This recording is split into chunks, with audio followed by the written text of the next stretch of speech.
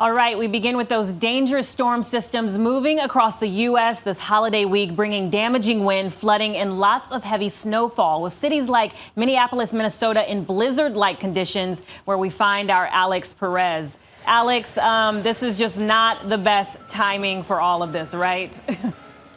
Hey, Kimberly, Mother Nature could not have picked a worse time to dump all of this snow. You might hear some noise behind me. I want you to take a look. You can see this area where we are already being plowed. That's just one private plow crew here, but the entire state has about 800 salt and plow trucks that have been working around the clock to try to keep up with the snow. Now, check this out. When we went to bed last night here, there was no snow on the ground. When we woke up, some areas had anywhere from 6 to 10 inches of snow. At one point, it was falling at a rate of about 2 inches an hour. So this snow was just coming down. Thankfully, it's stopped for now, and this is a fast-moving storm, so it's headed to create problems in other areas. But here right now, it's all about the cleanup and trying to keep things moving. It's right before Thanksgiving. Everyone wants to get to their families, and no one wants to be dealing with this. Kimberly? Yeah, and have you talked to anybody on the ground who may be frustrated by this situation? Yeah, well, you know, anyone who has to travel right now, who's headed to the airports in Minneapolis, and Denver had all those problems we saw yesterday. All those people are very frustrated right now because trying to get from point A to point B has been very, very difficult. But here in Minneapolis, you know, this is the upper Midwest. They're used to cold, they're used to snow, and you can see by that plow cleaning up, they deal with it pretty well, and they get back on the road as soon as possible. So right now it's complete cleanup mode and trying to get this snow and the roadways cleared. But the roadways have been pretty bad in some areas across the plains and the upper Midwest. The icy, slick conditions combined with the snow has been creating a lot of problems. So crews, authorities across several states have been working nonstop. So they've been pretty busy as well. Kimberly? Yes, everyone has to stay safe. And Alex, we appreciate the updates, and hopefully you're going to get out of that soon. All right. So, guys, to get the latest on these storm tracks and how this might impact you, I want to go to our chief meteorologist, Ginger Z. Ginger? Kimberly, thank you. Hope you're ready to listen to some weather, because there's so much that's going to impact so many people. No matter where you have family, you almost can't get away from a bunch of storms I've got to talk about. So can we start with what's going on today? So this is across the nation, just so many states with some sort of impact. You see even Tucson and Phoenix don't get away this year with the dry conditions because they have flash flood watches. Wind alerts that are all throughout Missouri to western Pennsylvania. They include West Virginia and even southern Michigan. So that's with Storm 1 that's leaving Minneapolis with some snow early this morning. They'll get that cleared out, but then it's windy. Chicago could see gusts to 60 miles per hour. I think that will absolutely impact O'Hare travel. Then you move this thing into the northeast, and so if you are a high-profile vehicle, that's going to be a problem. 20 to 40 mile per hour gusts with snow showers and rain showers on the far western side. But I think this is going to be the one everybody's talking about because of the Macys Thanksgiving Day Parade. They're going to be really close to their threshold. They would be way above it if they went to Crescent City, California, where this damage was happening with a low-pressure system that looks eerily like a hurricane. Now, it did come on shore overnight, and it could end up being the all-time record low pressure that they've ever seen in California in recorded history. That's wild. 34-foot waves were recorded with it. You saw gusts up to 106 miles per hour. A lot of people, 70 to 80 mile per hour gusts, even closer to the coast. So winds, yes, are going to be with this, but you're also going to see rain in Santa Barbara, Los Angeles. We've already seen it this morning. When you end up putting that much rain on burn scars like Santa Clarita or in Santa Barbara, you could easily see mudslides and debris flows. That's the worry here. Mountain snow, 1 to 3 feet. And then this storm moves to the east, and by Friday, it's severe weather that we're concerned about for much of Oklahoma and then down through Dallas. So Interstate 35 travel through the afternoon there may be kind of ugly. That is a look at the Saturday into Sunday. The thing makes it into the northeast. It could start to muck up travel then Sunday into Monday, but that one's a little far away to get too detailed. I think we've had enough storms, Kimberly. Happy Thanksgiving. Happy Thanksgiving. Yes, definitely enough. And of course, if we're talking about terrible weather, that no doubt means travel nightmares, situations with frustration, traffic delays, and cancellations, as we've said. Let's take a look at the mess on the FlightAware map. Planes headed in and out of places like LaGuardia Airport, where we find our Trevor Ault. Trevor, LaGuardia on a normal day is a bit packed and frustrating. So what is it like right now? Well, Kimberly, I'm happy to say that at least so far this morning and into this early afternoon, it hasn't been so bad. We've been here about an hour and a half, and it's definitely noticeably more busy than what it was when we first arrived here. You can see the lines are pretty small right now, nothing too bad, but it is absolutely going to pick up. Across the country, we're talking about 3 million American travelers or so just today. I want to take a look at the American Airlines flight board. You're going to notice right now in New York City, the weather's pretty mild so far, so this is about on time, top to bottom, but that's not the case every flight. If you're flying to Minneapolis, where Alex Perez is, we know the weather there is bad. There's a lot of delays happening into Minneapolis. The same is true for San Francisco. And so you have to consider the ripple effect when we're seeing so many travelers. And so what we're talking about is specifically places like Atlanta, places like Minneapolis, Chicago O'Hare is known for its delays too. So across the country, you need to plan on arriving early because these delays, right now they're on time. That is certainly not going to last throughout the day. Kimberly. Yes, and are there any recommendations on just how early people should arrive? Because normally they say about 2 hours, but I feel like it should maybe be a little bit more. Right, yes. So according to flight experts, the typical time when you'd arrive for a domestic flight is about 90 minutes before. They say today you should do it about 2 hours early. Now what we're seeing right now with LaGuardia, you could probably get away with an hour and a half pretty easily. But if you're planning on this afternoon, we know the busiest times it'll start to pick up around 1. If you're flying from 3 to 7, absolutely get here 2 hours early if you can, because you don't want to get stuck here. And if you're flying international, you should give an extra hour, so 3 hours for international flights as well, Kimberly. All right, all I got to say to everyone is good luck. Trevor, thank you so much for the updates. We appreciate it. Yes. Thank you. Guys, but oddly enough, travel is not the only concern here in this city. Another big question with all of the strong winds in the forecast is, will those iconic balloons fly in the annual Macys Thanksgiving Day Parade tomorrow? So our Gio Benitez is on the Upper West Side, with some answers, hopefully. Gio? Hey there, Kim. Yeah, the balloons are going to be brought out here later today, but again, it's just not clear if those balloons are going to be flying at all, because these balloons, these giant balloons, cannot fly if sustained winds exceed 23 miles per hour or if those gusts are stronger than 34 miles per hour. There is a chance they may be grounded. Now, we saw the dangers of high winds during the parade back in 1997. That iconic Cat in the Hat balloon got caught up in the wind gusts. It blew into a lamppost, injuring 4 people. One woman was in a coma for a month, so it's very, very serious. So the NYPD, they're going to be out here tomorrow with special devices to measure the wind, and they're going to be making what they call a game day decision to decide whether these balloons fly at all or how high they will fly. We will just have to see, but again, just got to keep people safe. Kim? All right, Gio, we shall see. In the meantime, we're going to move to Washington.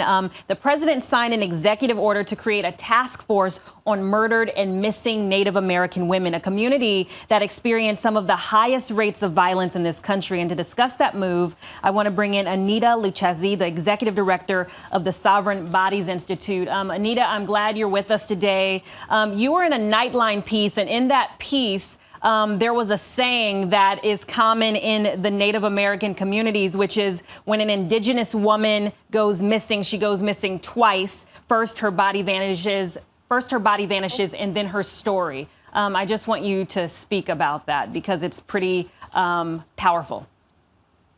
Sure. Well, here at Sovereign Bodies Institute, we're the home of the largest data source on missing and murdered Indigenous women across the continent.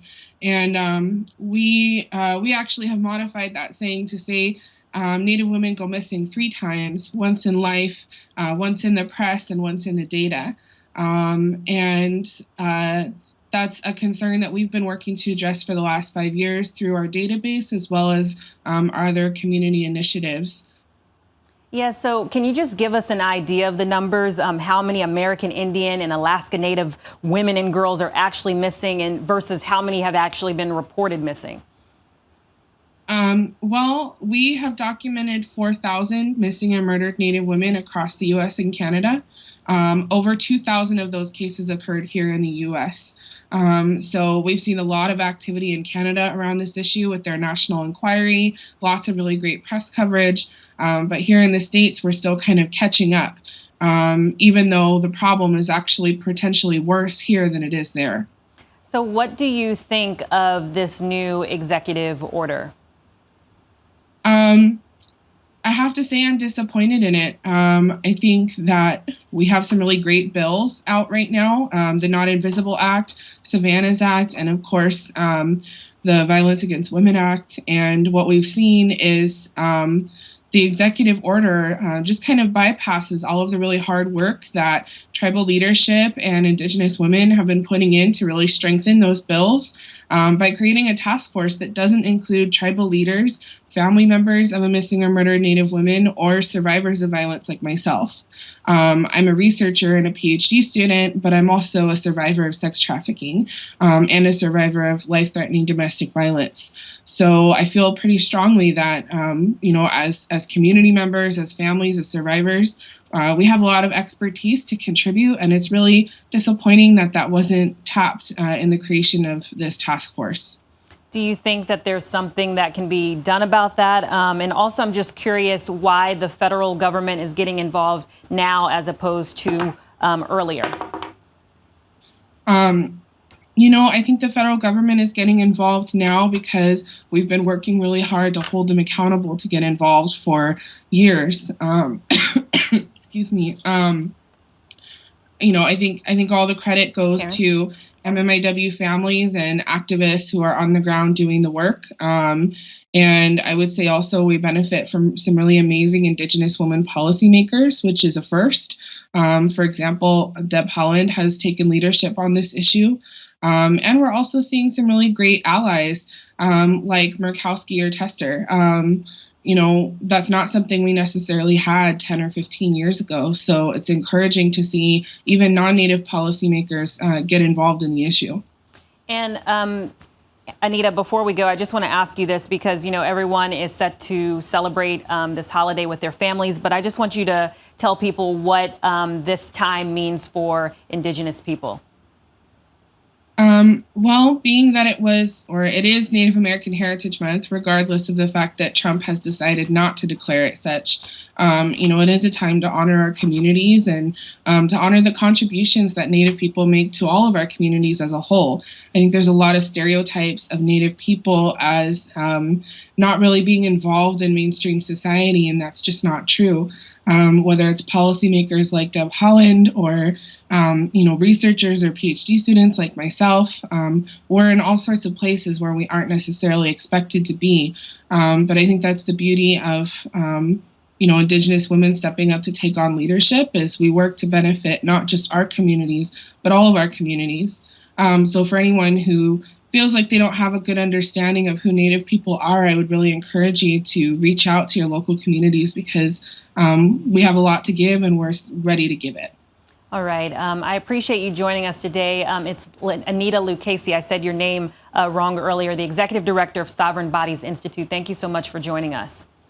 Thank you for having me. Absolutely. And guys, we're going to stay in Washington. President Trump at a Florida rally last night, blasting the impeachment proceedings by House Democrats. This as the president is also starting to distance himself from one of his allies and personal attorney, Rudy Giuliani. So let's take a listen.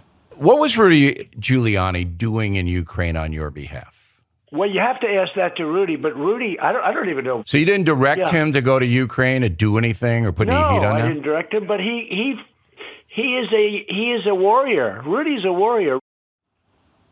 All right, so I want to bring in Karen Travers. Karen, so in that radio interview, he's basically saying he didn't direct Rudy Giuliani to do anything in the Ukraine.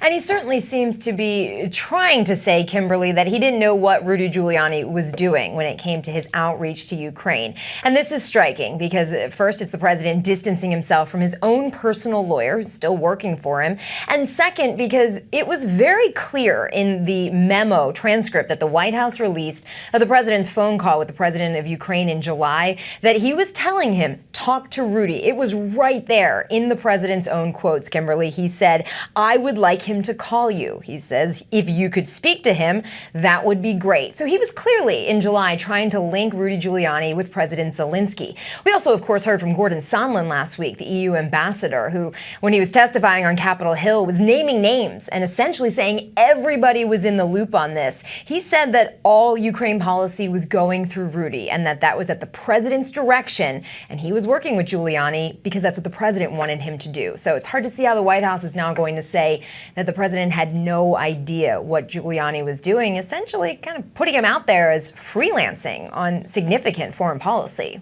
Yes, lots to follow here. And of course, there's more hearings next week. What is the White House saying about that?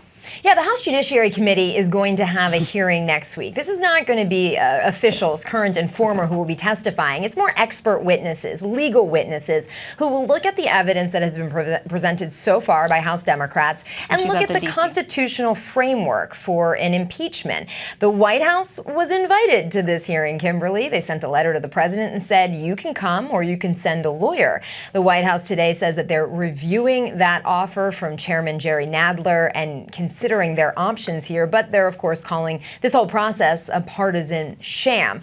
Kimberly, notably, the president will be in London next week. He is not going to be able to attend that hearing himself, but we'll stay tuned over the next few days to see if they decide to send anybody from their team. Highly unlikely, though, because they have not wanted to participate and give any credence to this entire process. All right, Karen Travers, right there in our D.C. bureau. Thank you so much for the updates. We appreciate that. And guys, if you remember the Me Too movement, how could you not? It sparked a lot of conversations for men and women. Some things clear-cut, other topics with nuances and layers on what is appropriate and what is not. A conversation that continues today, of course, and a new book out last week by Cleo Stiller called Modern Manhood: Conversations About the Complicated World of a Good Man Today. And Cleo joins me now. It's so good to see you. Thank you so much for having me. Absolutely. So Cleo, the first question I think anyone would ask is, how does a woman decide to write a book about modern manhood? What compelled you to do this? Okay, so that is a completely fair question, and I get it every single day. So my background is as a health and relationships reporter and television host. Now, rewind to 2017, when the Harvey Weinstein scandal happened and Me Too hit the mainstream. A lot of men who watched my show started writing into me to say, are you gonna do a season on this? Because I have so much to say about what's happening right now, but I'm afraid to say anything publicly because I don't want to get in trouble. It's all so confusing. Yeah, so it's kind of like that gray area. This book deals exclusively in the gray areas. Yeah. And I have it here. So the thing is, I started reading this, and what I understand is that guys in this book, it seems like they have a lot of questions about some very basic things. So explain to us some of the questions that they were asking. Okay, so first of all, every chapter in this book is dedicated to a different area of your personal life. There's dating, health, work, money, parenting. And the reason that is because all of the questions that I got fell into all of these camps, right? Me Too and what it means to be a good man is infiltrating every single area of our lives. Absolutely. So questions I were getting from single guys, right? I am terrified to approach women right now. I feel like everything I was raised to do is now considered creepy. Questions from parents, right? Millennial or Gen X men who just had new babies, new sons. I'm grappling with what it means to be a good man. How do I raise my son? Workers, right, in the work sector, I talk to a lot of people who are like, listen, I would not cop to this in real life, right? But I'm I have a lot of hiring power, and I don't want to work with my female employees. I don't want to hire more women. It seems like more of a risk than it's worth. So here's the thing. So all of these questions in the book, but in these pages, you offer some advice, tips of some sort? Completely. Is it answering the questions that these men have? Yes. So then what I did is I said, okay, this is a national conversation. Everyone is thinking about it, and we all have really different reactions to what the best way to approach this is, right? So I interviewed nearly 100 men and women around the country to get to the bottom of like, okay, what are you doing over there in LA? What are you doing over there in Indiana, right? And also spoke to historians, anthropologists, neurologists about the history. A lot of research. A lot of history. Yeah. So basically, here's where we end up. This question of what does a good man do in XYZ situation, what I really recommend people do is de-pair this idea of what a good man does, what a good woman does, and get really clear on what a good human does. Okay. It sounds really basic, but this whole idea of should men still hold doors for women? Should men pay for dates? Should men be providers, protectors? Should men have any feelings besides anger, right? Yeah. A lot of this stuff is a distraction. And what we really want to get to at the bottom is are you acting like a good human? Yeah. So the question is less. Keep it a little more general. Right. Yes. And just an example, right? It's less, do you hold the door for the woman behind you? Does a good man do that? Does a bad man do that? Hold the door for the person coming up behind you, regardless of their gender, because that's what a good human does. Okay. So you break it down. You break it down. Nitty-gritty, super Nitty-gritty. nitty-gritty, but it's really fun Yes. and interesting and profound, honestly. All right. Cleo Stiller, Modern Manhood, conversations about the complicated world on being a good man today. And it is complicated. It's complicated. We appreciate it. So people can pick this up, yes? It's everywhere. Awesome. Good to see you. Absolutely. All right, so we are one day away from lots of people gathering with friends and family for this holiday, and as you know, turkey is usually the main chick. And Butterball has been the Thanksgiving expert with a turkey talk line that has been answering America's calls for the last 38 years. And right now I'm joined by Nicole Johnson, the director of the Turkey Talk line. You know, Nicole, this is hilarious because it has been around for 38 years, but you guys are modernizing this now. Can you just tell us how? We sure are. So we're actually 39 seasons strong. And we started out several seasons ago with a mere 5 home economists. It was 5 ladies manning the phones, and they housed all of their information on an old school Rolodex. And to your point, we have certainly evolved with technology. We're keeping up with all of the trends. We're 50 women and men strong now. I personally have been on the talk line for 18 years. Wow. And the number one question we're getting, whether it's through the phone, email, chat, text, of course, we're on social media. The question we're getting right now is, how do I thaw my turkey? So that answer remains the same. It's 24 hours for every 4 pounds of turkey meat to thaw in your fridge. If we're getting that phone call today, people are a little bit worried. Maybe they haven't started that thawing process. Maybe they haven't even purchased their turkey yet. So we're certainly here to help with any question you have. We really encourage you to reach out to us. Unbelievable. So I know there's millennials that are hosting a lot these days and being more adventurous when it comes to cooking their turkeys. How are their questions a little bit different than in the past? Yeah, good point. So we certainly are seeing this new generation of millennials entering their kitchen. They want to help their family with the Thanksgiving meal, but they also want to put their own stamp on the day. Maybe they want to try a new cook method, maybe air frying. So we actually researched that over the summer. We've added that to our digital binder. Maybe they want to try deep frying, electric countertop roaster, oven cooking bag, outdoor grill, so many different ways. We're embracing all kinds of traditions, all kinds of gatherings. We all work an 8 to 10 hour shift on Thanksgiving Day alone. All hands on deck. It's our busiest day. So people ask me, you work for Butterball, but you don't really work on Thanksgiving Day. Of course we do. It's our busiest day. So we have our own Thanksgiving celebration here. We have a Friendsgiving. We take shifts. We're all gathered around a table. We have our own celebration here. That's amazing. And I have to ask you, because obviously meat is the focus, but what about the people who don't eat meat? Do you give recommendations for the side dishes? Side dishes, we get a lot of questions on that. We're accepting texts. You can send us your text, 844-877-3456. And sometimes people don't even have a question about turkey, but they want to send us a picture of their beautiful table, all their side dishes. We get pictures of all these family and friends together, which I love because I have 4 little Butterballs at home. And it kind of makes me think of them. And my husband's on turkey duty, and you get these texts and phone calls, and you feel like you're part of their celebration too. So it's a very good day for us.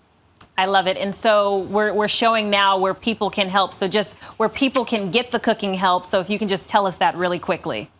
Sure. It's 1-800-BUTTERBALL. You can email us, chat, text. Of course, visit the butterball.com website. We're on social media. We partnered with Alexa last year. So if you have that Alexa skill set in your kitchen, you can gather the information that way as well. All right. Nicole Johnson, director of the Turkey Talk line for 18 years. Thanks for being with us today. We appreciate it. Happy Thanksgiving. Thank you. Happy Thanksgiving to you. And guys, we asked our morning show fans how many calories are they going to consume this weekend? And our favorite response was from Annie Rubin, who said, I don't even know how you say this number, but she said 999-999-999, which means she's definitely not counting, and neither should you. Guys, enjoy yourselves. Have a great time with your family. Continue to take care of yourselves. yourselves. And if you're around, you can stick around for the briefing room at 3:30 p.m. Then you can check out World News Prime at 8 p.m. And if you want to stay updated on all of these headlines, you can go to abcnews.com or download the app. I'm Kimberly Brooks, and have an amazing holiday. See you next week.